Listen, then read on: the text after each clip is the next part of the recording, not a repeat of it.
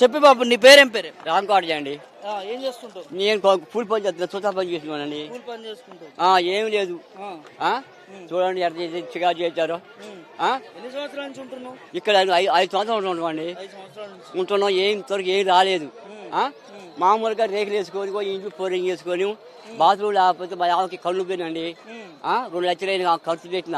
హైదరాబాద్ అది mission hospital అయ్యేదో పెద్ద హాస్పిటల్కి చేసపోయి కూడా 2 సంవత్సరాలు తిప్పి తీసుకు పుట్టి లాస్ట్కి విజయవాడ తిప్పిన. మరి కష్టాలు పడుతున్నారు. కనీసం మీకు సొంత ఇల్లు కూడా లేకుండా అయిపోయింది. లేదండి. ఎందుకు కూల్చారట? ఈ తుమ్మల నాశరావాను కొలటి సీను వీళ్ళండి మాకు పంపాల్సింది ఇల్లు నాశారండి. మంత్రులు కదా వాళ్ళు, మీకు మంత్రులు కాదు వాళ్ళు, మాకు ఉండాల్సి అంట. అసలు మేము ఇది తప్పు, పిచ్చి తప్పు. అది వాళ్ళు గెలిపెట్టిన తప్పు. కంబోర్డు ఉన్నాయి, కంబోర్డు ఉంటే ఇంటి ముందు తుమ్మున్నా కంబోర్డు ఉన్నా ఒకటే అండి. నేను చెప్తాను మీ కంబోర్డు కానీ ఇంటి ముందు తుమ్మ కంబోర్డు ఉన్నా ఒకటే. ఎప్పుడు నాకు వస్తుంటారు. చెప్పిరా ఇట్లా కూల్స్తాం మీ ఇల్లు? చెప్పలేదండి, ఏమి చెప్పరా. అనాకంగా చేశారండి. ఒక్క మాట చెప్తే ఈ బాధ్యత కొడితే 2017లో కోర్టు ఆర్డర్లు ఉన్నాయి, 2018లో ఉన్నాయి, 20లో ఉన్నాయి, 23లో ఉన్నాయి. ఒక ఆర్డర్ కూడా కలెక్టర్ కాదు, చెప్పులు దిగట్టు ఆర్డీఓ ఎమ్మాది అందరూ చుట్టూ తిరిగినాం. ఒక్కడు కూడా పట్టించుకోవాలి. గత 7-10 సంవత్సరాల నుంచి పట్టించుకోకుండా ఏదో ఆర్డర్ వచ్చింది కూల్ చేయని చెప్పేసి దెబ్బ వచ్చి కూల్చి ఆర్డర్ అయితే పట్టించుకోదు. కానీ పేదలు ఉంటారని ఆర్డర్ పట్టించుకోవాలి.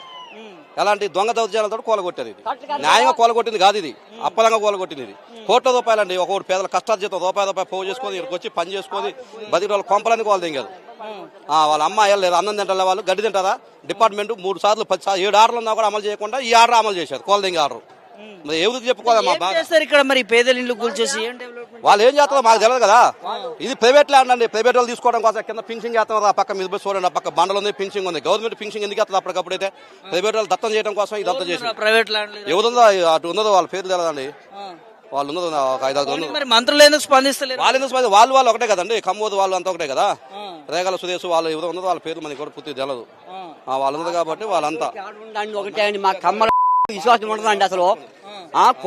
కోడి కన్నా కళాశాల ఉంటుంది కానీ కళాశాల పాపాత్ర చూడండి. నిలువు నాల్చారు. మాకు తింటా పోగోలేదు. ఇక 3 రోజు నుంచి తప్ప చేస్తాను.